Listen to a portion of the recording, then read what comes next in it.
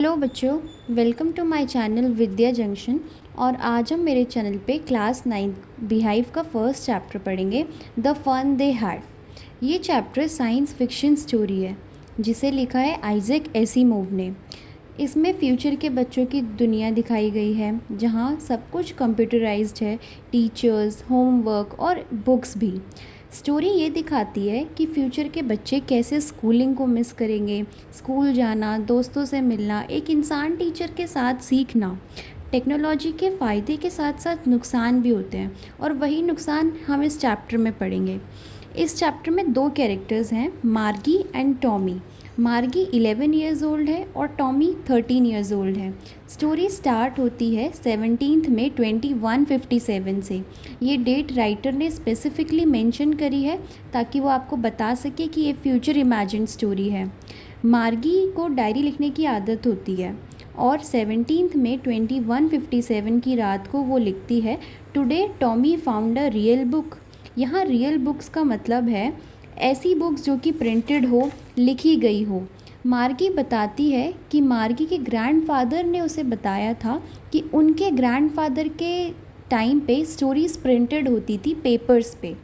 जो book Tommy को मिली थी उसके पेजेस येलो थे, क्रिंकली थे, मतलब कि उन पेजेस पे लाइंस थे, फोल्ड्स थे, बहुत सारे दरारें पड़ी हुई थी, जैसे पुरानी बुक्स पे पड़ जाती है बहुत टाइम तक रखने के बाद।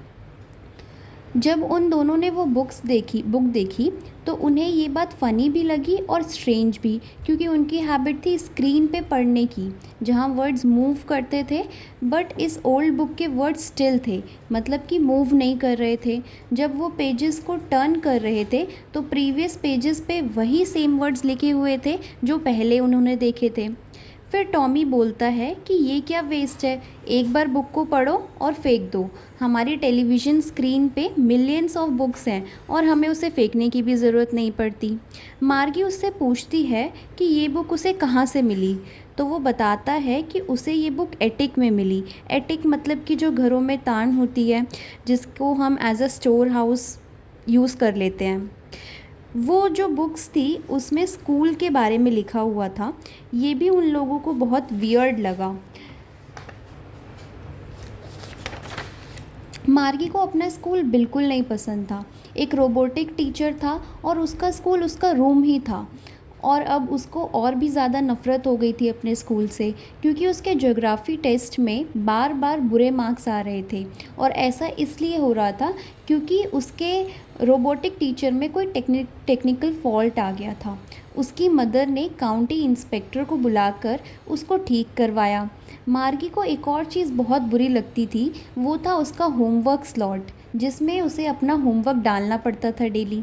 जब उसका मैकेनिकल टीचर ठीक हो गया तब वो बहुत सैड थी, क्योंकि उसे लगा जैसे वो लोग टॉमी के टीचर को 1 मंथ के लिए ले गए थे जब उसका हिस्ट्री सेक्टर ब्लैंक आउट हो गया था, वैसे ही वो मार्गी के मैकेनिकल टीचर को भी ले जाएंगे। बट ऐसा नहीं हुआ। वो दोनों डिस्कस करते हैं कि ओल्ड टाइम में बिल्डिंग्स हुआ करती थी जहाँ सभी बच्चे एक साथ पढ़ते थे, एक जैसा होमवर्क करते थे। उन्होंने वो बुक हाफ भी नहीं पढ़ी थी, तभी मार्गी की मदर उसे स्कूल अटेंड करने के लिए बुला लेती है और टॉमी के भी स्कूल का टाइम हो जाता है।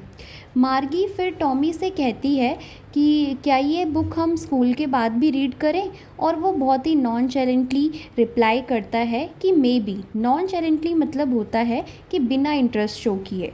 जब मार्गी अपना स्कूल अटेंड कर रही होती है तब भी वो ओल्ड स्कूल के बारे में सोचती रहती है कि कैसे सभी बच्चे स्कूल में जाते होंगे, साथ क्लासरूम में बैठते होंगे, खेलते होंगे, मज़े करते होंगे और at the end of the day वो साथ में घर जाते होंगे। She was thinking about the fun they had. ये स्टोरी हमें मैसेज देती है कि टेक्नोलॉजी कितनी भी एडवांस हो जाए, human touch, friendship, real life experiences का अपना इम्पोर्टेंस होता है। और इसी के साथ ये स्टोरी ख़त्म होती है। आई होप ये स्टोरी आपको समझ आई होगी। Thank you so much and stay tune for the next chapter. Please like, comment, share and subscribe my channel.